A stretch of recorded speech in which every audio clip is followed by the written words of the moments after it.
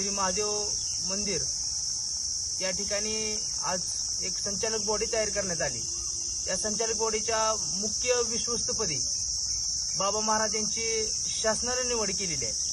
त्या दिवशी साताऱ्याच्या कार्यालयामध्ये नोंदणीसाठी आम्ही ज्यावेळेस कागदपत्र दिले त्यामध्ये आज त्याला रजिस्ट्रेशन नंबर वगैरे मिळून कायदेशीर दृष्ट्या हे मंदिर पूर्णपणे शासनाच्या ताब्यामध्ये गेलेलं आहे आणि त्यामध्ये पूर्ण हस्तक्षेप करण्याचा अधिकार फक्त बाबा महाराज यांना देण्यात आलेला आहे। त्या संचालक बॉडीमध्ये माझी ट्रस्टी म्हणून निवड करण्यात आलेली आहे। त्याचबरोबर विनोद भाऊ असतील आणि अनेक 6 लोक अशा ट्रस्टी बॉडीमध्ये आहेत।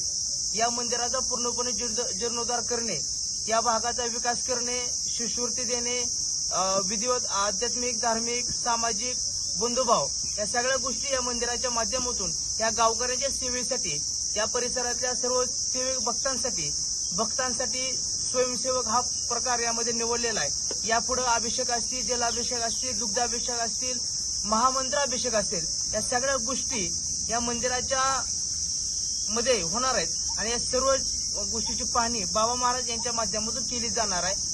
एवढ्या ठिकाणी बोलण्याची